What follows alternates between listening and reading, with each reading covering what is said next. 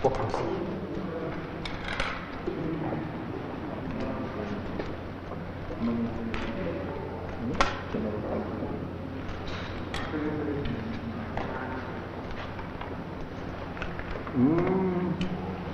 claro.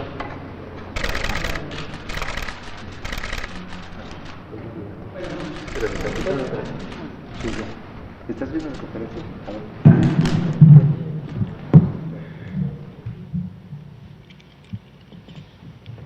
Muy buenas noches. Son las 19 horas en punto del martes 11 de agosto de 2020. Y desde aquí, desde el Palacio Nacional de México, en la Ciudad de México, vamos a iniciar la conferencia de prensa diaria sobre la pandemia de COVID-19, epidemia causada por el coronavirus SARS-CoV-2. Hoy estamos con el maestro Zoe Robledo Aburto, director general del Instituto Mexicano del Seguro Social, y vamos a centrar la conferencia en dos elementos. El primero, el informe técnico de todos los días, que presentaré yo en unos minutos, y el segundo, el maestro Zoe Robledo nos presentará mayores detalles de lo que presentó esta mañana en la conferencia matutina del presidente sobre la condecoración Miguel Hidalgo, qué significa, cómo se hará el proceso, y vamos a tener un video y una demostración práctica de cómo la ciudadanía puede contribuir a este premio. Bienvenido, Zoe. Me voy a parar para presentar el informe y enseguida pasamos a lo otro. Si me pasan la primera, por favor. Decíamos esta mañana y periódicamente retomamos sobre la idea básica del manejo de la epidemia para recordar a las personas, para recordar a quien nos escucha, ustedes aquí, la ciudadanía allá en su casa, qué significa el manejo epidémico, en qué consiste el manejo epidémico. Esto lo hemos dicho muchas veces, pero con mucho gusto lo volvemos a explicar. El manejo de una epidemia de estas dimensiones, de estas proporciones, de una pandemia, es muy diferente al manejo de un pequeño brote epidémico. Las epidemias y el prototipo son las de enfermedades infecciosas, pero desde luego hay también enfermedades no infecciosas que pueden tener dimensiones epidémicas. En México, lo hemos mostrado también, las enfermedades no transmisibles, como la obesidad, el sobrepeso, la diabetes, la hipertensión, la enfermedad pulmonar crónica, tienen dimensiones epidémicas. Epidemia es una definición técnica que habla de la ocurrencia de un fenómeno, concretamente un daño a la salud, en una frecuencia, intensidad, proporción más que la usual. A diferencia de endemia, que es un estado permanente de afección de la salud de las personas. Entonces, cuando se sale de lo esperado desde luego no quiere decir deseado, nunca es deseable tener daños a la salud, se refiere a el concepto de esperanza estadística, de expectativa de que ocurrirá en cierta dimensión o tamaño. Cuando sale de lo esperado, y es más que lo esperado, en una fecha en particular, en una temporada del año en particular, en un mes, en un año en particular, entonces hablamos de una epidemia. Por mucho tiempo se usa de manera suelta o indiscriminada sustitutos de la palabra epidemia al referirse, por ejemplo, a los brotes. Y hay la calificación de brote epidémico. En realidad son expresiones que no tienen una demarcación técnica única y a lo largo del tiempo en la práctica de la epidemiología, la ciencia básica de la salud pública que estudia precisamente las epidemias, se ha usado de una manera o se ha usado de otra, pero es convencional que se refiera uno a brotes cuando se trata de una pequeña epidemia, del inicio de la epidemia o de la ocurrencia de la epidemia en un contexto limitado geográficamente, donde se puede reconocer geográficamente la localización de una pequeña epidemia. ¿Por qué digo todo esto? Para retomar una idea que comentamos hace varias semanas o meses sobre la expectativa de una epidemia como esta, de una epidemia de esta dimensión. Esta es una pandemia. Y pandemia técnicamente quiere decir que afecta a todos los lugares. Viene de una raíz del griego que es pan, quiere decir todos. Lo mismo, la definición de pandemia ha tenido muchas variantes en la literatura técnica, científica de la epidemiología o su utilización en la aplicación por los organismos internacionales. Entonces, no hay una definición única.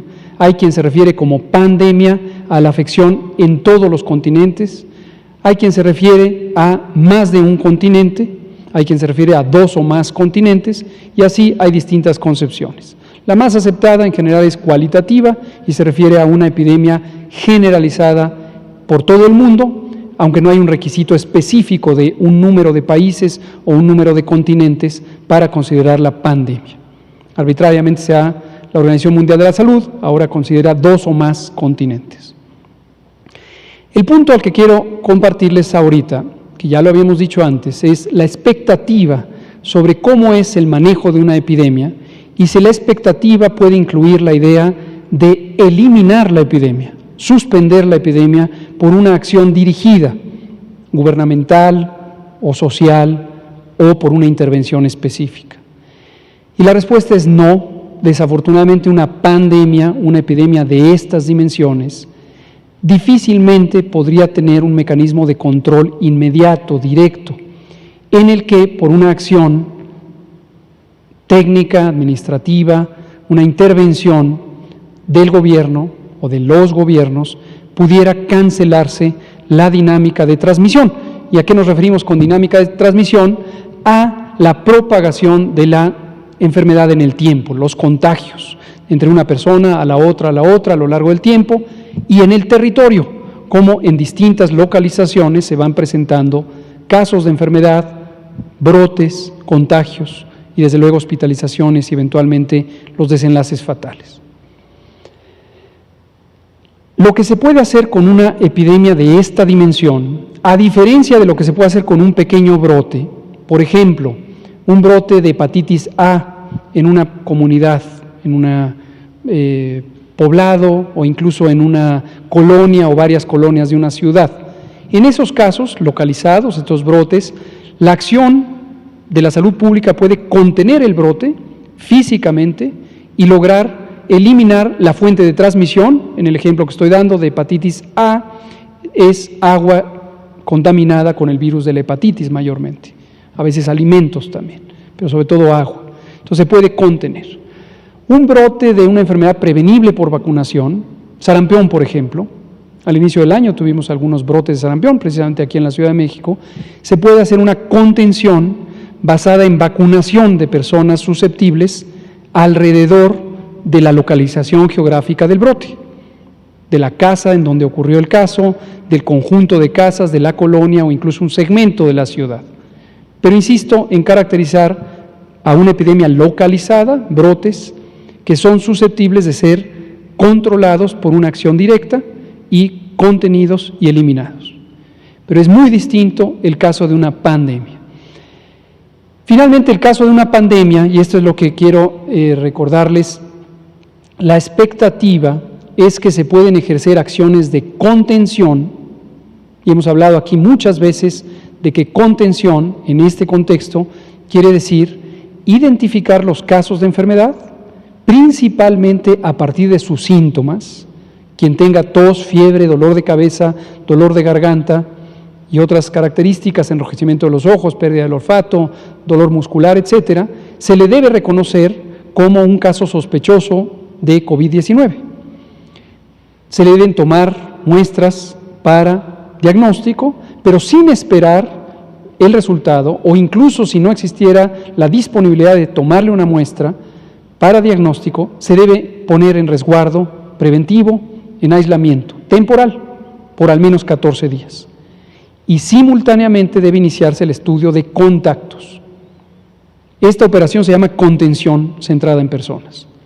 Y les recuerdo que esta contención centrada en personas está en el lineamiento de vigilancia y control dispuesto desde febrero, y a lo largo de todo este periodo, durante la jornada de sana distancia, durante el periodo de nueva normalidad, es una instrucción técnica específica para que sea ejecutada en las 32 entidades federativas.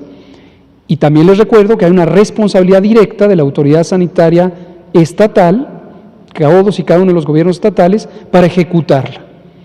Donde se ha logrado ejecutar es porque ha habido la capacidad, la voluntad, la decisión de hacerlo. Donde se ha hecho menos o no se ha hecho, hay una omisión de procedimientos. No necesariamente es por mala voluntad, puede ser porque no hay la capacidad instalada de hacerlo. Pero a lo largo de todo este periodo hay una instrucción explícita, técnica, del gobierno federal de que se realice contención. Y esto lo digo porque con el ruido de información a veces parece como que se nos olvidó la contención o la reemplazamos por mitigación. Falso. Desde el principio está establecida, el ejecutor directo son los servicios estatales de salud y cuando lo hacen es una cosa muy positiva. Y lo segundo y último es la mitigación, y la mitigación comunitaria es una medida masiva. Habíamos caracterizado durante la jornada de sana distancia alrededor de 80 millones de personas, de los 127 millones que viven en México, salieron de la vía pública. Y es una medida que, aunque es relativamente imperfecta, porque no se logra que todas y cada una de las personas se queden en casa, como es tan voluminosa en términos del número de personas que participan, es como si a todos simultáneamente se les hubiera dicho: son sospechosos de tener COVID, quédense en casa. Y el resultado neto de una medida de mitigación masiva es la reducción de la velocidad de la epidemia. Y lo que se logra es lo que hemos dicho, mostrado, ilustrado, presentado repetidamente, que es el aplanamiento de la curva. En lugar de tener una epidemia explosiva, tenemos una epidemia lenta, lenta, lenta, lenta. El objetivo es que no se saturen los servicios de salud y se salven vidas en la parte evitable de la mortalidad, que es aquella que depende de que se tenga la capacidad de atención a las personas.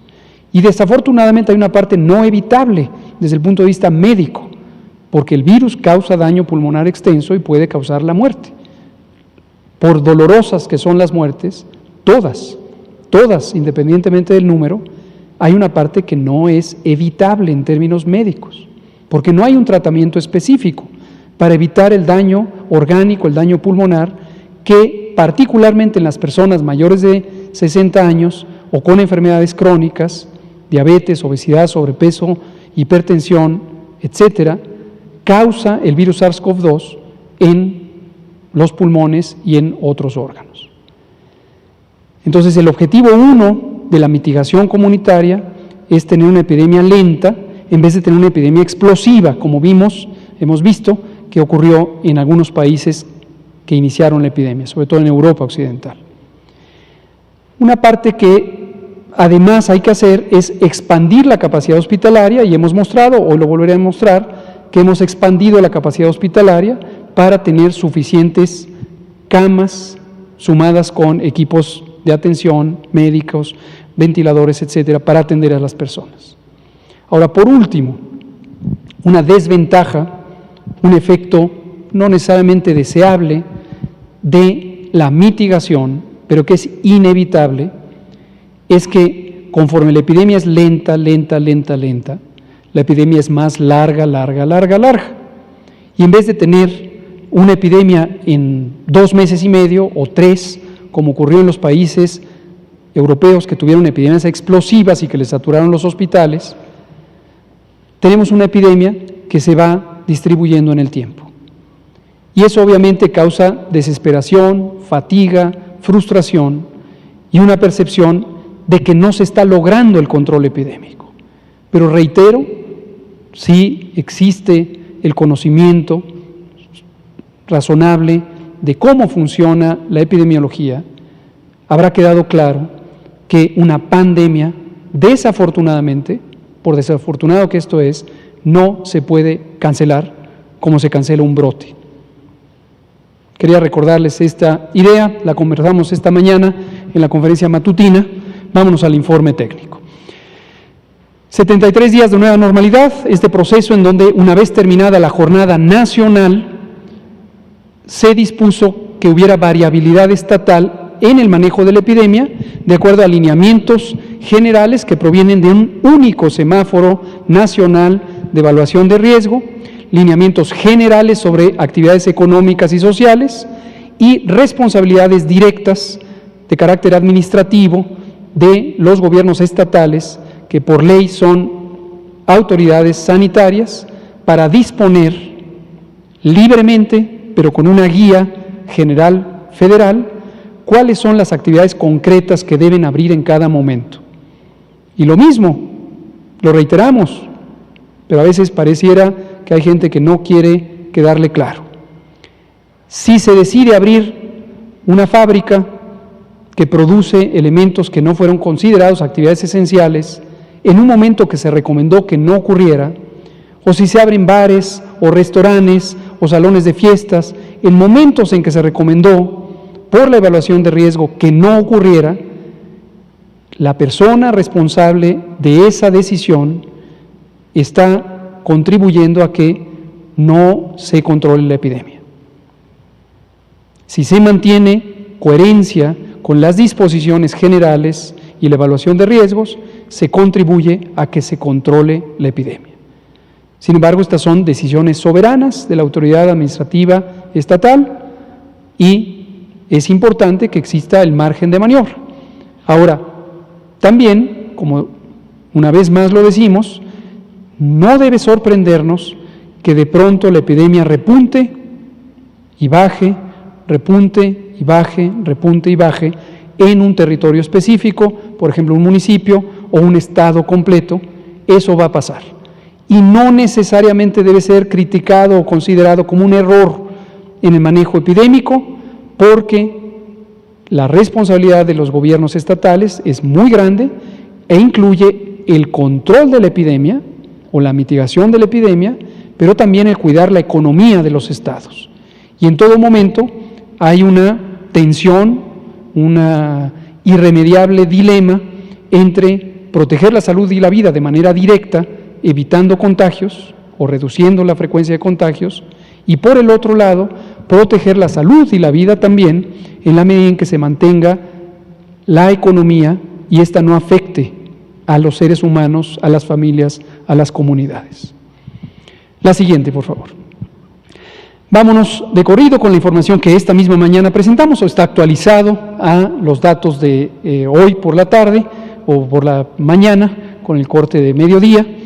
Y vemos lo que hemos estado comentando. Me enfoco, ya todo el mundo sabe cómo es una curva epidémica, el tiempo que se va midiendo en este caso en semanas, por supuesto se puede hacer por día, por hora, por minuto o por mes, por año, dependiendo cuál es la dimensión de tiempo que interesa. Está cortado a partir de la semana 10, el resto de la 1 a la 10 es irrelevante porque no había ningún caso. Esto es la primera semana de marzo. Y el número de casos, en este caso son casos que han sido documentados. Aprovecho, este es día de recordatorios. Hemos dicho también extensamente que la vigilancia epidemiológica no pretende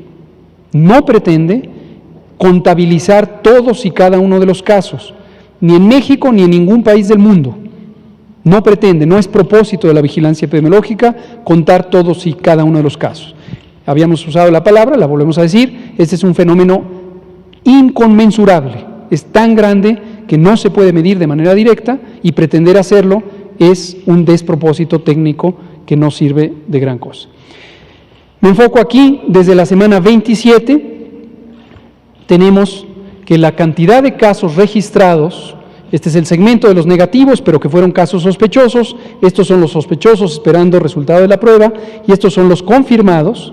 La cantidad fue semejante en estas 4 semanas, la 27, la 28, la 29 y la 30. Y en la 31 tenemos una reducción que todavía está sujeta a ajuste en la medida en que va llegando información por la fecha de inicio de los síntomas de estos casos. Entonces, no sorprendería que esta barra alcance a esta, quizá quede un poco menor, o incluso que la sobrepase un poco, pero en términos generales pareciera existir una tendencia ya de estabilidad en el acontecer epidémico. Las sumas siempre están allá abajo, la información que hemos presentado siempre la seguiremos presentando y está disponible también en los múltiples mecanismos de información que tenemos en el portal coronavirus.gov.mx. Más de 1.100.000 personas han sido estudiadas. La siguiente. Vamos a pasarnos aquí a la estimación. En la estimación consideramos no solamente los casos confirmados que ya fueron estudiados con laboratorio y fue confirmado que tenían infección por el virus SARS-CoV-2, sino una proporción de aquellos que tuvieron síntomas, fueron registrados, se les tomó una prueba y estamos esperando el resultado de la prueba. Y este resultado puede tardar en promedio 7 días, en algunos casos más de 7 días, pero nos anticipamos multiplicando el número de casos que esperan prueba por el porcentaje de positividad. ¿Cuántos sabemos que por semana y por estado, hasta la semana de la que está hablando, habrían resultado positivos? Eso amplifica el número, por supuesto, tanto en las defunciones como en los casos estimados. Y vemos que la tendencia aquí es esta, con una reducción de menos 17%, ayer era menos 20% y anteayer era menos 21%. Y como hemos dicho, esto se va a ir rectificando, pero posiblemente no llegue a ser otra vez la tendencia a la alza. Y el otro indicador importante es qué proporción de los casos existen en este momento. De los 127 millones de personas que vivimos en México, ¿cuántas hay en este momento que han sido registradas o estimadas con COVID en este momento? En las últimas 2 semanas, incluido hoy, que estamos en la semana 33, un poco más de 40,000. Un poco más de 40,000.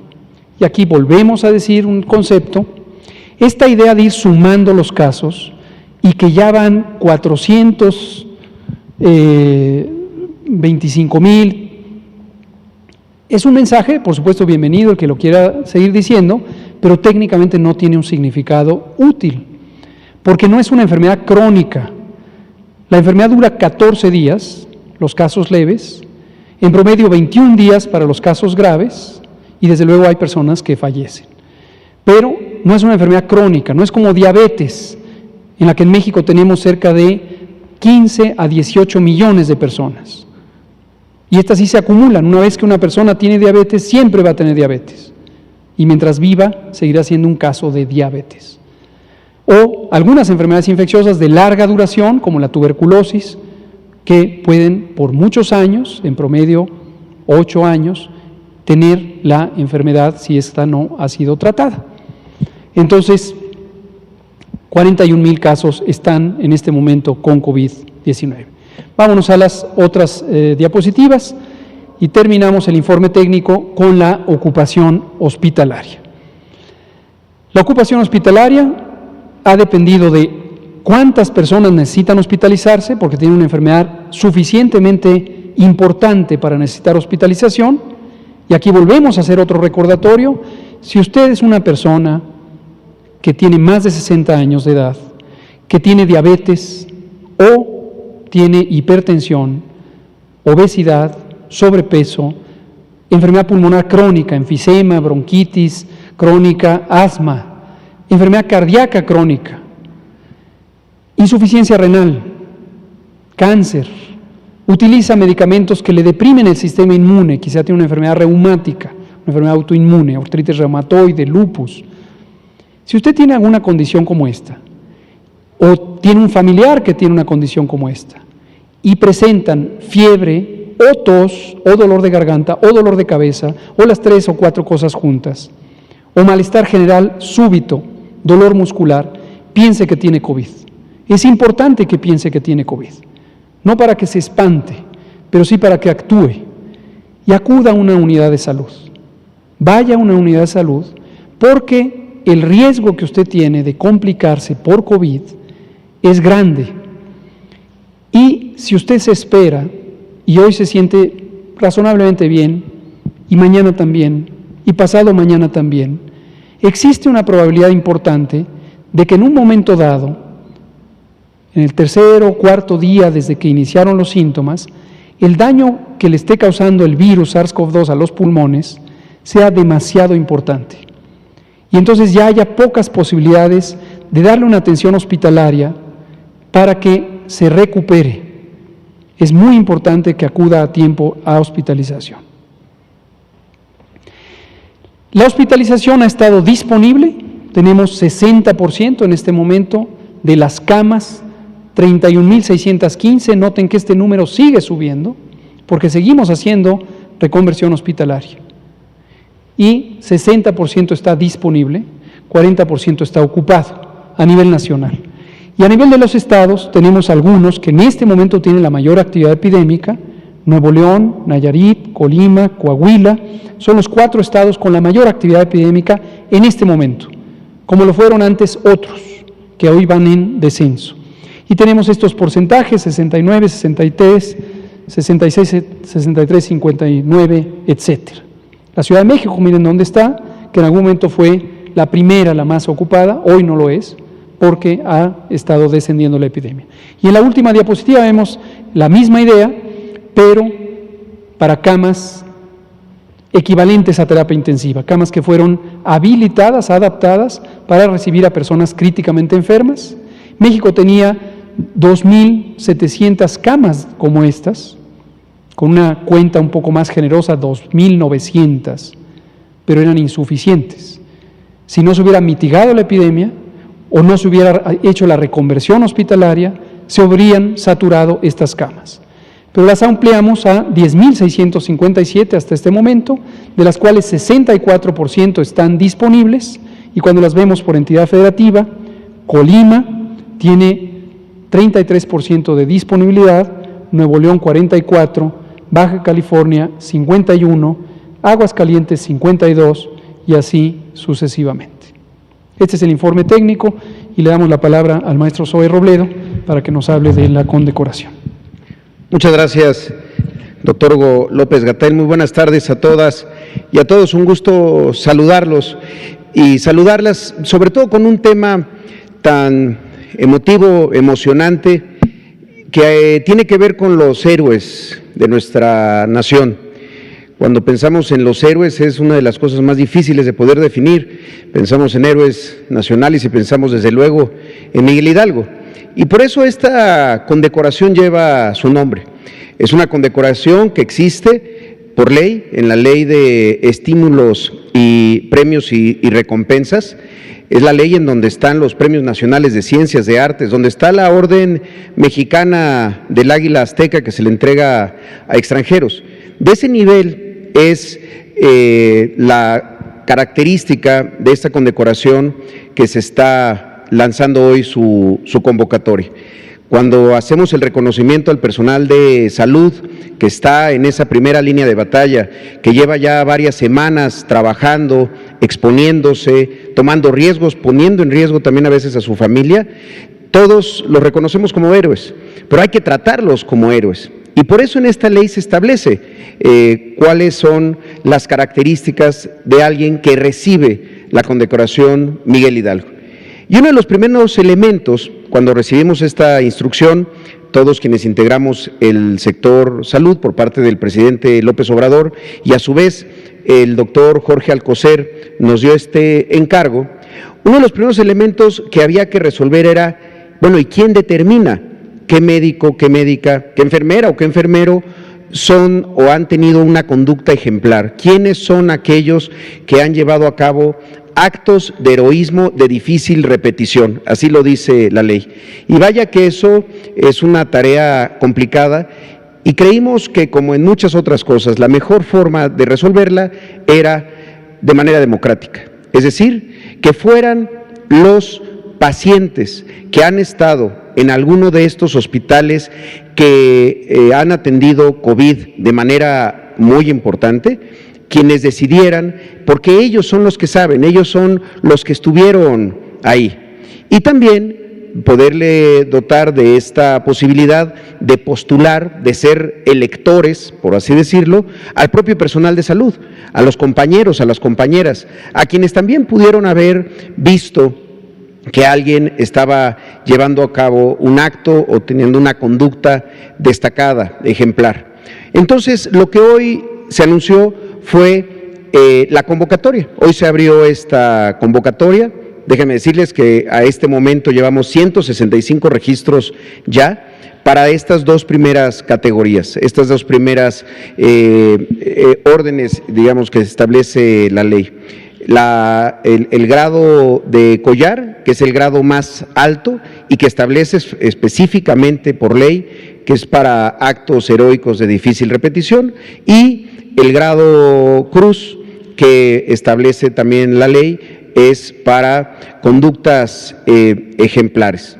Entonces, hoy es lo que quisimos presentar aquí y dar una suerte de paseo por la forma como alguien va a poder postular. Primero que nada, decirlo, no todos son electores en el país, lo son el personal de salud que está trabajando en esos mismos hospitales y los pacientes recuperados de COVID-19. Entonces, para el grado collar, los candidatos son médicas, médicos, enfermeras, enfermeros que están en los equipos COVID. Lo mencionaba hace un momento el doctor Hugo López-Gatell. Una cama de hospital con un ventilador es operada, es atendida por un equipo COVID. Para ellos es este nivel, porque son los que están más cerca y muchas veces en mayor riesgo de contagio. Es donde se han conocido las historias de ejemplares. Y en el tema de grado cruz, para todos aquellos que están trabajando en hospitales COVID considerados de alta productividad. En esta reconversión que se ve en esta conferencia todos los días, en donde se fueron sumando y sumando y sumando hospitales que cada vez tenían más camas por COVID, esos son los que consideramos hospitales de alta productividad, son los que han tenido el mayor número de pacientes, el mayor número de personas han pasado por ahí. Esa lista de los hospitales de alta productividad también la pueden bajar en esa plataforma. ¿Si pueden dar la siguiente? Bien, la página de internet es esta, condecoracionmiguelhidalgo.gov.mx. Pueden pasar a la siguiente. Entonces, se ingresa ahí. También en los hospitales se está planteando que haya lugares en donde alguien pueda llevar una convocatoria por escrito, pero creemos que por temas hasta de sana distancia y evitar cualquier problema, lo ideal es hacerlo de manera remota por la vía de esta página. Lo primero que van a encontrar son 6 pasos muy simples, son 2 avisos de privacidad, un aviso de privacidad y otro de términos y condiciones. Se le da a aceptar ambos, bueno, se deben de leer antes, desde luego, y después aceptarlos. La siguiente, una vez que se entra por ahí, se pregunta en qué institución estuvo internado o en qué institución trabaja el postulante, quien está buscando ser elector. Insisto, esto es para quienes van a postular, no se están pensando en autopostulaciones, sino que alguien más va a postular al personal médico. Entonces, se selecciona la institución, cualquiera de ellos, dan a la siguiente. El siguiente paso es ingresar tanto la entidad federativa como el CURP. La CURP. Ahí es donde nosotros podemos filtrar que los que son electores de esta condecoración sean las personas correctas, porque todas las instituciones de salud tenemos este dato. En eso somos coincidentes, no estamos pidiendo en el caso del IMSS el número de seguridad social o del ISSSTE, no, es la CURP. Ahí es donde se puede filtrar, porque con la CURP sabemos que esa persona o trabaja en el sector o estuvo en algún momento en un hospital por COVID. Se da la entidad, ahí en el momento que se da la entidad y ya habiendo dicho en qué institución se atendió, aparecen los hospitales de esa entidad y de esa institución, se ingresa cuál fue, después la CURP, el nombre, el apellido paterno, el apellido materno y bueno, estos CAPTCHA que son para evitar que haya robots intentando entrar. Es algo muy común en cualquier página de internet. Se ingresan estos cuatro datos, se verifican, la siguiente, después se busca o registra el médico personal al que se quiere postular. En muchos casos, aquí vamos a poder tener ya sea una búsqueda por el nombre de pila o el apellido materno o el apellido paterno y el tipo de personal. Ahora, muchas veces las personas conocieron a alguien detrás de un cubrebocas, detrás de unos gogles con equipo de protección personal y recuerdan un solo nombre. Entonces, también se puede hacer por la vía de un registro si los nombres en los que aparecen no apareciera el personal o la persona a la que se quiere postular. Entonces, se ingresan estos datos, insisto, en muchos casos van a aparecer listas, en otros casos se pueden hacer registros de manera directa. La siguiente, por favor. Y aquí es algo muy interesante. Se estableció por parte del doctor Alcocer un grupo de personal de salud, tanto de la Secretaría como de el resto de las instituciones, para realizar este mínimo cuestionario, es casi como una suerte de encuesta, con preguntas primero sobre la calidad del servicio, cómo fue la atención por parte del personal, y después otras preguntas que tienen que ver con los actos de heroísmo. Desde luego esto no se puede hacer en un formulario con respuestas de opción múltiple, pero creemos que puede orientar mucho a las personas para poder describir cuál es la razón, el acto de difícil repetición por el cual quieren postular a alguien. En la siguiente, y este punto número 6, que es muy importante, son los comentarios, documentos, imágenes, videos. Son totalmente opcionales, no se necesita tener una foto, tener un documento, pero sí queremos pedirle a la gente que elabore y que escriba cuál fue ese acto, cuál fue esa conducta que le pareció heroica de un personal de salud, de una persona que lo atendió en este difícil tránsito por una enfermedad como es la COVID. Entonces, se ingresa ahí, estamos seguros que aquí es donde vamos a tener estas grandes historias de heroísmo, grandes, no anécdotas, porque dejan de serlo y empiezan a formar parte también de la memoria de nuestra nación, y también la posibilidad de ingresar cualquier tipo de documento que el postulante considere valioso. Entonces, la siguiente, a partir de esto, en una parte del registro se solicita un correo electrónico para poder recibir un agradecimiento por haber participado y que sepa la persona que ya quedó registrada su postulación.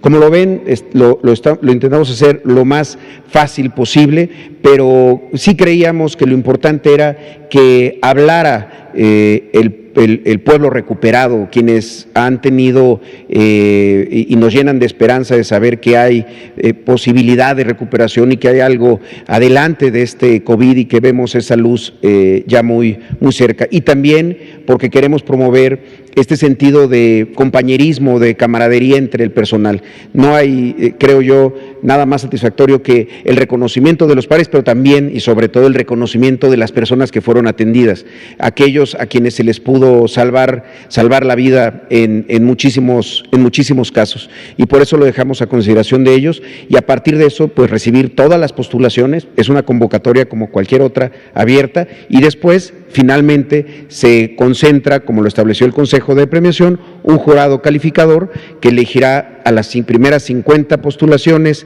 grado collar y a las 500 de grado cruz. Digamos que eso es visto desde esta parte, pero nos gustaría poderles pasar un video que va llevando también de la mano por este mecanismo de postulación.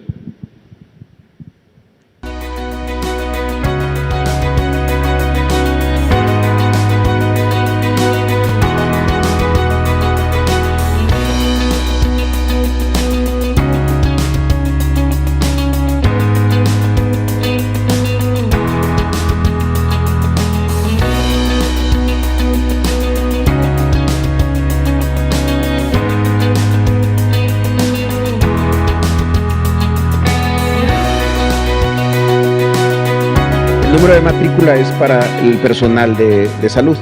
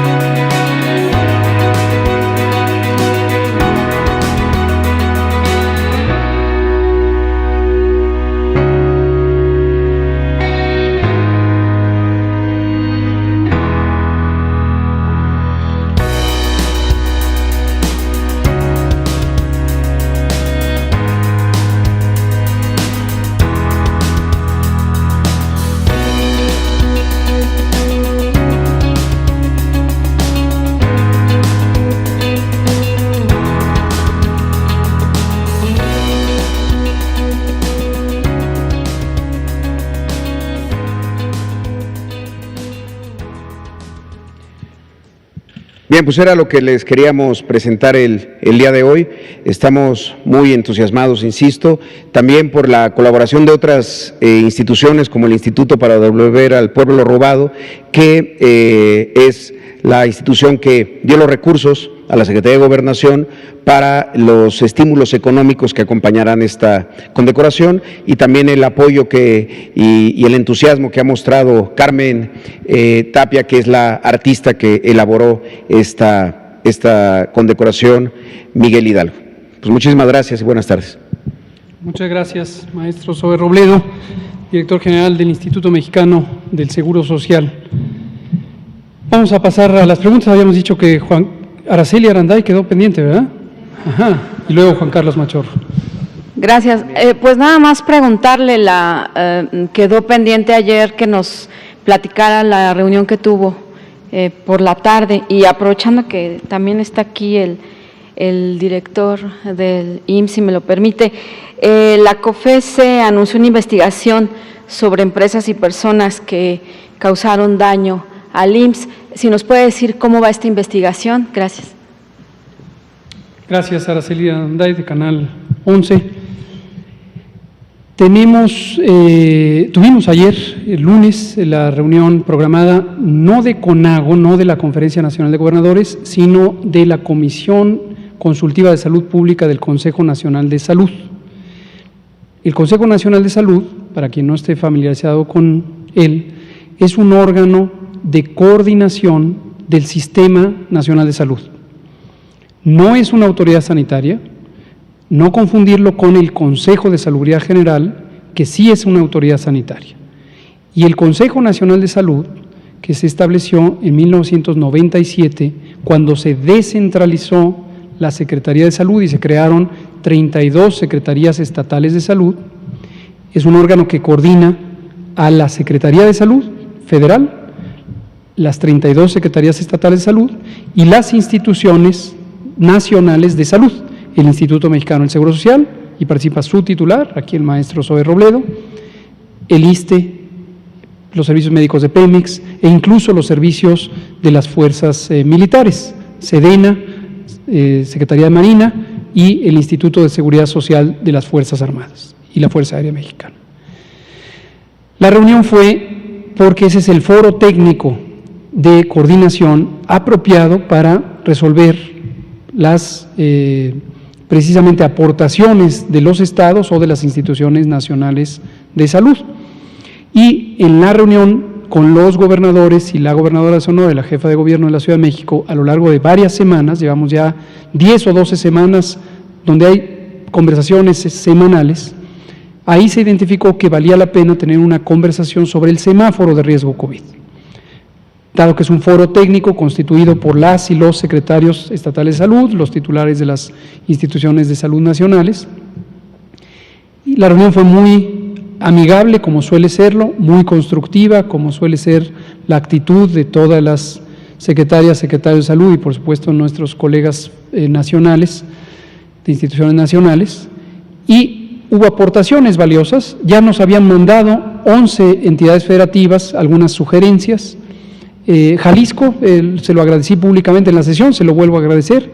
Ahorita tenemos a 3 de nuestros directores conocidos por ustedes, el doctor Alomía, el doctor Ricardo Cortés y el doctor Rubí López Ridaura, en reunión con el secretario de Salud de Jalisco, el doctor Fernando Petersen, le mandamos saludos, y están trabajando porque Jalisco nos hizo una aportación más sustanciosa que nos pareció muy buena. Fueron una reunión sobre dengue, pero están aprovechando para trabajar este tema. Y mañana el Consejo Nacional de Salud resolverá sobre la versión final del semáforo de riesgo COVID y quedará siempre abierta la conversación técnica para irlo mejorando o irlo adecuando a los distintos momentos que requiera la epidemia. Esa fue la síntesis de la reunión. Son cambios menores, se hicieron aportaciones sobre algunos indicadores adicionales. Hay algunos que nosotros ya habíamos considerado, pero no habíamos incluido, como este número RT, el famoso número de reproducción en el tiempo, lo vamos a incorporar. Jalisco hizo algunas propuestas sobre cómo incorporar la dimensión de la mortalidad, entonces se está analizando de qué manera incluirlo, y ese es el tipo de cambios, algunos indicadores, algunos puntos clave o críticos de en dónde se separa el rojo del amarillo, del naranja, etcétera. ¿Ya se tendrían que ver reflejados el viernes? No todavía. No todavía. El jueves tenemos ya convocada la sesión nuevamente con CONAGO para comentarles lo que resuelva el Consejo Nacional de Salud, mañana que se emitirá por votación, que es el procedimiento general de acuerdo. Casi siempre las resoluciones de CONASA, Consejo Nacional de Salud, son unánimes. Veremos cómo sale mañana, no necesariamente tienen que ser unánimes. Y el jueves se les comentará a los gobernadores. Gracias, maestro Sobe. Sí. Muchas gracias. Efectivamente, en días pasados recibimos la notificación de la denuncia que presentó el Seguro Social en 2016. O sea, esto viene de una denuncia presentada en 2016 y resuelve ahora la COFESE estas prácticas monopólicas que dañaron las finanzas del instituto.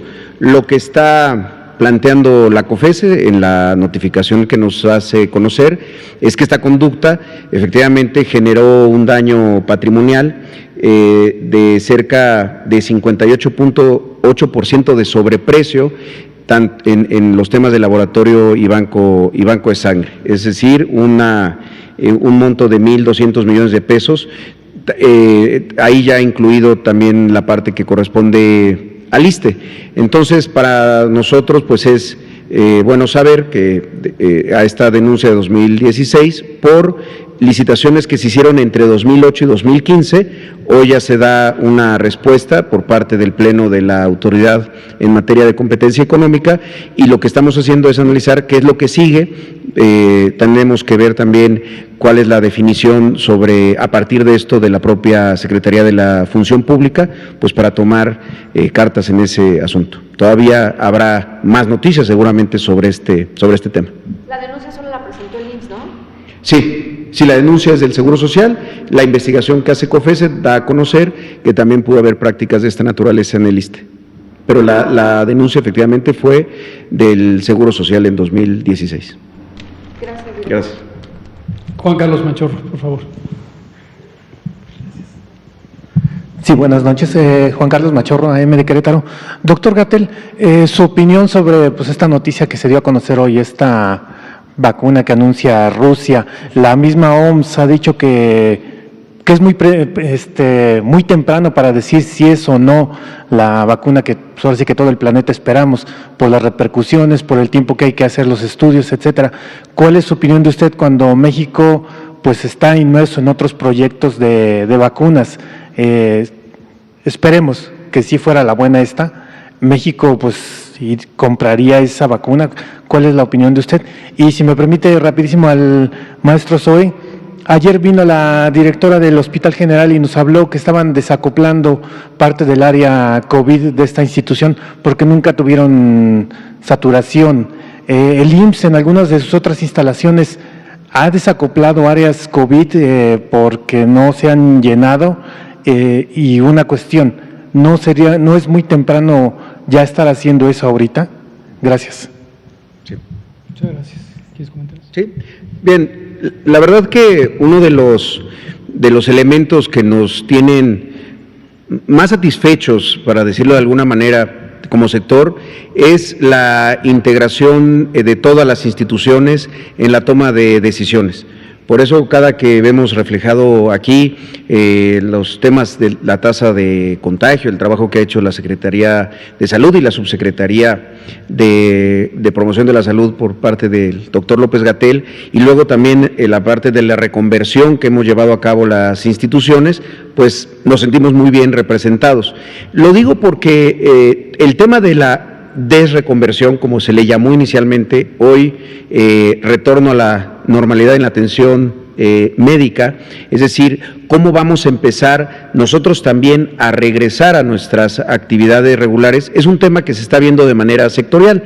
No hemos propiciado nunca, ni lo haremos, una medida unilateral por parte de una institución en donde de repente el Seguro Social diga, yo dejo de atender COVID aquí y regreso a mis actividades, sino que se está haciendo a partir de grupos de trabajo que ha instruido el doctor Alcocer como pues cabeza del sector. En este caso el ISSSTE encabezó el trabajo. Todavía el lunes tuvimos una sesión de trabajo larga, importante, sobre los temas de reconversión, porque así como fue importante y quizá la piedra angular en la parte de atención médica, la reconversión hospitalaria y hacerla de manera progresiva y ordenada, lo va a hacer de la misma manera cuando empecemos a retornar a nuestras acciones y actividades regulares. Lo han escuchado aquí, hemos hecho muchas estrategias para poder disponer de estas camas, desde cuestiones que tienen que ver con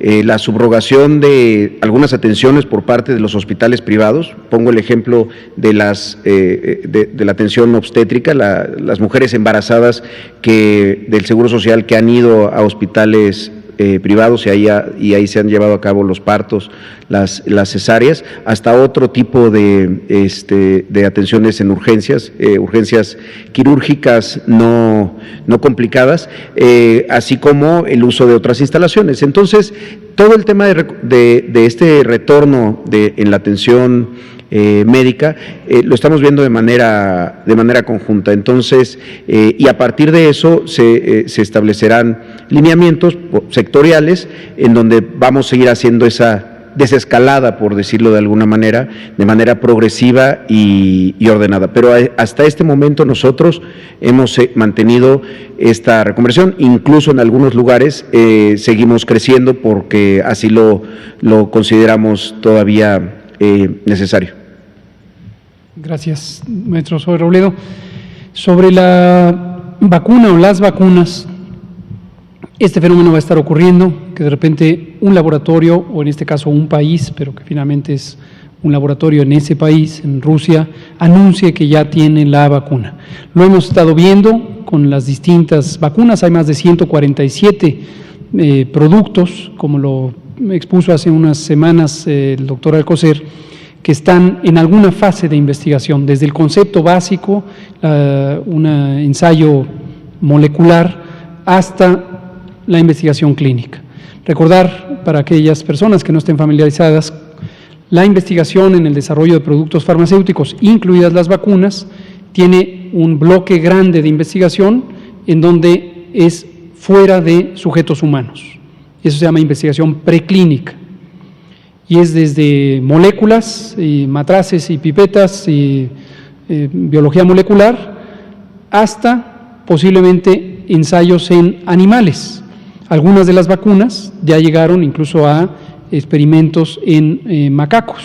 ¿Qué animal se utiliza? Depende del tipo de vacuna y una serie de cosas. Pero en este caso se han usado macacos rhesus como un animal de experimentación. Todo eso es preclínico.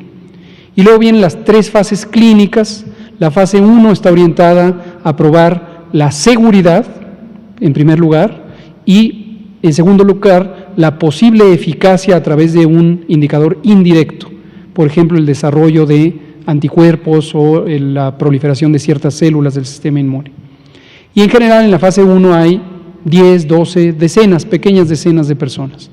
La fase 2 es para verificar el componente de seguridad y se hace con algunas más personas, centenas quizá de personas, y ver otros indicadores de eficacia. Finalmente, la fase 3 generalmente son miles de personas o decenas de miles, 20, 30,000 personas.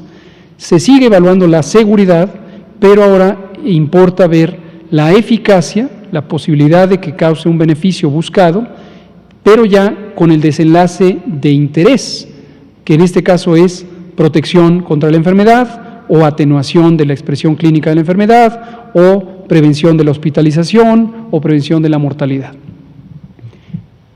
Hay pocas vacunas, son cerca de 9 que están ya cercanas a esa última fase, y sí efectivamente nos ha sorprendido, como le sorprendió a la Organización Mundial de la Salud, conocer de la vacuna rusa cuando, hasta donde llegaba la información pública mundial, no habían llegado hasta la fase 3. Definitivamente, y esto lo quisiera dejar muy claro, no se puede empezar a utilizar una vacuna que no haya terminado satisfactoriamente los estudios de fase 3. No se puede, no se debe, por razones éticas, de bioseguridad, y esto en todos los países es un estándar ético de práctica, de seguridad, etcétera. Entonces, estemos expectantes, vamos a estar viendo eso. Dicho sea de paso, es parte de la especulación comercial. No olvidemos que las vacunas también son empresas comerciales, no hay vacunas o compañías que lo estén haciendo por filantropía, y parte de la especulación comercial va a ser el anunciar que ya casi está la vacuna. Eso lleva a que aumenten los costos de los precios de las acciones de las compañías privadas, haya mayores ganancias, y así es como funciona en el mundo contemporáneo, en la economía global, la producción de insumos para la salud, incluidas las vacunas. Gracias, Juan Carlos Machorro. Estaba Carlos de 1+1, que quedó pendiente la vez pasada, y acá está nuestro compañero de Grupo Basta, y si hay tiempo nos vamos para atrás. Buenas noches, doctor.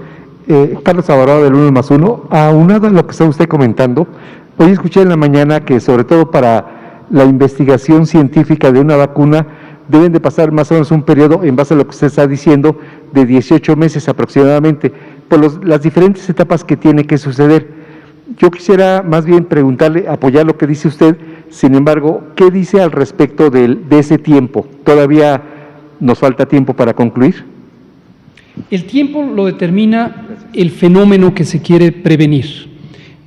Cuando es una enfermedad de larga periodo de incubación o donde hay un periodo de exposición en donde es infrecuente que haya exposición, puede requerir periodos más largos.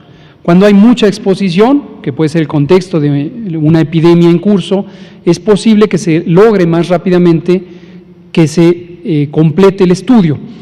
El estudio se determina por el tamaño de muestra. Este es un criterio estadístico, técnico, que se estima cuántas personas se necesitan observar para tener con cierto grado de certidumbre una señal relevante.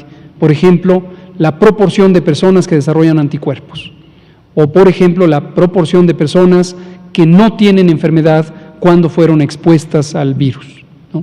Entonces, entre más frecuente es el fenómeno, se necesitan tamaños de muestra, es decir, número de personas en el estudio menores. Cuanto más infrecuente es el fenómeno, se necesitan mayores números de personas. Y la duración depende de la velocidad que se van reclutando sujetos voluntarios bajo consentimiento informado. Se les tiene que decir todos los potenciales efectos secundarios y riesgos de la participación en el estudio, y luego hay que observarlos por un periodo relevante para que se concrete la exposición. Por supuesto, por razones éticas obvias, este tipo de ensayos clínicos, estudios clínicos, no involucra la inoculación de la enfermedad. Esto debe quedar clarísimo, pero no todo el mundo está familiarizado con esto. Es el riesgo natural de presentar la enfermedad en el contexto de una epidemia, y aún con ello se contemplan las medidas preventivas generales para todas las personas. Entonces, lo que sí es muy probable es que ninguna vacuna esté lista en el mundo entero antes del final del año. Probable. Ya he dicho, si surge lo contrario, aquí diré públicamente, yo no estaba tan optimista, pero dudo mucho que antes del final de 2020 exista una vacuna ya para uso en cualquier parte del mundo. Gracias. Nos da tiempo de una última pregunta, y está nuestro compañero de Periódico Basta, Grupo Cantón. Subsecretario Héctor García, de Diario Basta, Grupo Cantón. La pregunta es, entre marzo y abril también se llevó a cabo varios casos de sarampión aquí en la Ciudad de México y en el municipio y municipios del Estado de México, pero con la pandemia, bueno, pues se fueron olvidando. No es que se lo olvidamos, más bien de este lado. ¿Ya se tiene controlado? Es decir, ¿ya no existen ese tipo de casos? ¿Y si hay en otros estados? ¿Cómo no? En este momento no conocemos que exista brote alguno de sarampión en México. Efectivamente tuvimos durante marzo y abril sendos brotes en la Ciudad de México y en el Estado de México. Estos estuvieron afectando el sistema penitenciario, involucraron a personas privadas de la libertad, y afortunadamente la colaboración técnica del gobierno federal con el gobierno tanto estatal como el de la Ciudad de México logró que controláramos el brote. Y justo por eso pensé en este ejemplo. La acción principal de control de un brote de sarampión incluye la contención a partir de un cerco vacunal, la vigilancia epidemiológica activa para ir identificando tempranamente cadenas de contagio y, por supuesto, las medidas de aislamiento y cuarentena que son relevantes para el control. El sarampión es la enfermedad infecciosa más contagiante de los seres humanos. Está causada por un virus del mismo nombre, sarampión. Hay varios genotipos, circulan en el mundo. Y desde los finales de los años 90, en Europa Occidental, proliferó el sarampión y hoy es una enfermedad endémica, es decir, está permanentemente en centenas de miles de casos en Europa Occidental. Una de las razones principales es que se propagó una falsedad. Fíjense el daño que causa la infodemia y la desinformación. Se publicó un estudio malísimo, técnicamente se demostró después que había sido fraudulento, en una de las mejores revistas científicas del mundo, que es Lancet.